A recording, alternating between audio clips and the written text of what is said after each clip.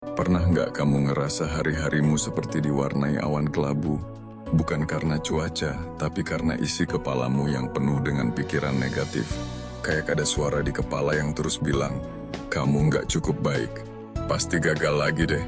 Atau buat apa sih usaha, hasilnya juga pasti nggak sebanding. Dan kadang, suara itu muncul bahkan saat semuanya kelihatan baik-baik aja. Tapi kamu tahu nggak, pikiran negatif itu bukan pertanda kamu lemah. Justru sebaliknya, itu pertanda kamu manusia. Hari ini, aku nggak datang buat kasih kamu ceramah motivasi kosong. Aku di sini buat nemenin kamu berpikir. Kita ngobrol dari hati ke hati tentang hal yang sering kita alami tapi jarang kita bicarakan. Cara mengubah pikiran negatif menjadi pelajaran hidup yang positif. Siapin teh hangat atau kopi kalau kamu suka, duduk santai. Kita akan mulai perjalanan ini pelan-pelan dari dasar yang paling sederhana. Sebelum kita bisa mengubah pikiran negatif, kita harus tahu dulu, memahami akar pikiran negatif. Kenapa sih pikiran itu muncul? Coba kamu bayangin otak kita kayak komputer super canggih yang menyimpan semua pengalaman hidup kita sejak kecil, baik yang menyenangkan maupun yang menyakitkan. Setiap luka kecil yang dulu kita anggap remeh, sebenarnya membentuk program-program baru di otak kita. Contohnya, waktu kecil kamu dihina karena gagal presentasi di depan kelas. Otak kamu mungkin merekam itu dan menyimpulkan, berbicara di depan orang banyak sama dengan rasa malu, bahaya, atau bahkan gagal. Dan setiap kali kamu mau ngomong di depan umum sekarang, yang ada di otakmu selalu pikiran negatif yang muncul. Jadi pikiran negatif itu sebenarnya semacam sistem pertahanan. Dia muncul buat ngelindungin kamu dari rasa sakit yang pernah kamu alami. Tapi masalahnya, otak kita nggak selalu bisa bedain antara ancaman nyata dan rasa takut masa lalu. Dia langsung kasih reaksi. Meskipun sekarang kamu udah jauh lebih siap, lebih matang, dan lebih mampu dari dulu. Kuncinya, sadari kalau sebagian besar pikiran negatif bukan kebenaran, tapi refleksi dari luka yang belum sembuh. Setelah tahu dari mana asalnya, langkah berikutnya adalah menerima. Banyak orang salah paham, mereka pikir menerima itu berarti menyerah. Padahal, nerima itu bentuk kekuatan terbesar yang bisa kamu latih.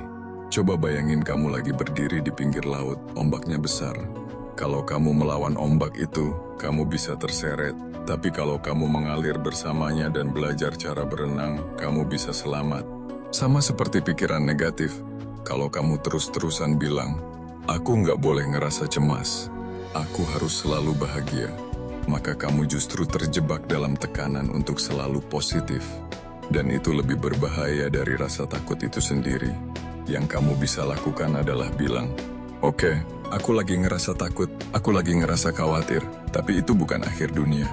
Menerima pikiran negatif bukan berarti kamu pasrah. Tapi itu artinya kamu cukup berani untuk melihat kenyataan apa adanya. Nah sekarang mari kita ngobrol tentang cara berpikir.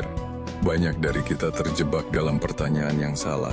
Dan kita nggak sadar bahwa pertanyaan yang kamu ajukan ke dirimu sendiri itu menentukan kualitas hidupmu.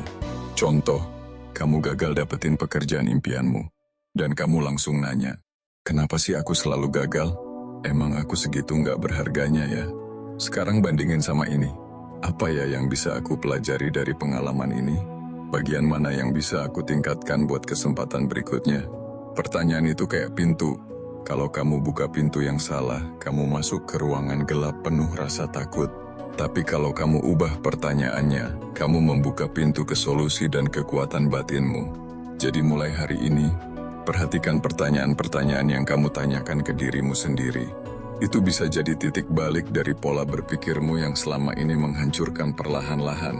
Kadang isi kepala kita terlalu penuh. Seperti meja kerja yang berantakan, sulit untuk menemukan solusi kalau semuanya tumpah ruah di dalam. Itulah kenapa menulis bisa jadi alat terapi yang luar biasa. Setiap malam ambil waktu 10-15 menit, ambil buku catatan. Tulis apapun yang kamu rasakan hari itu. Nggak usah indah, nggak usah puitis, yang penting jujur. Tulis, aku takut gagal, aku marah sama diriku sendiri, aku kecewa karena berharap terlalu banyak. Dan setelah kamu tulis, baca ulang. Bayangkan kamu baca tulisan itu dari teman dekatmu. Kamu pasti nggak akan bilang ke dia, Ya kamu emang payah. Kamu pasti bilang, wajar kok kamu ngerasa begitu, tapi kamu tetap punya nilai, kamu tetap berharga. Dengan begitu, kamu bisa mulai belajar berbicara lembut kepada dirimu sendiri. Cara kamu bicara ke dirimu sendiri adalah fondasi harga dirimu.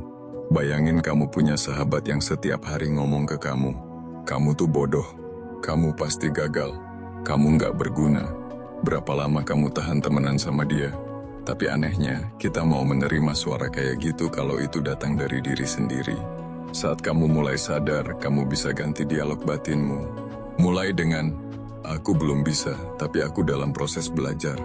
Aku pantas dicoba lagi, satu kesalahan bukan akhir segalanya. Aku tetap berharga, bahkan dalam kegagalan. Semua perubahan besar dimulai dari percakapan kecil di kepala kita. Langkah terakhir, jadikan kegagalan sebagai guru. Gagal itu sakit, aku nggak akan bilang sebaliknya. Tapi gagal juga adalah guru terbaik kalau kita mau belajar. Saat kamu gagal, kamu punya dua pilihan. Mengasihani diri sendiri, atau mencari makna dari kegagalan itu. Setiap luka punya cerita, dan setiap cerita bisa jadi pelajaran, bukan kutukan. Tanya ke dirimu, apa yang aku pelajari tentang diriku dari kegagalan ini? Apa kekuatan yang muncul setelah aku jatuh? Kadang justru saat kamu dihancurkan, disitulah kamu akhirnya membangun versi dirimu yang lebih kuat, lebih dewasa, lebih penuh makna. Perjalanan melawan pikiran negatif bukan jalan singkat, tapi itu bukan berarti kamu harus tersesat selamanya. Hari ini kamu udah melangkah satu langkah dengan memilih untuk belajar, memahami, dan merawat dirimu sendiri. Ingat, kamu bukan satu-satunya yang merasa gelap, dan kamu nggak harus jadi sempurna untuk mulai.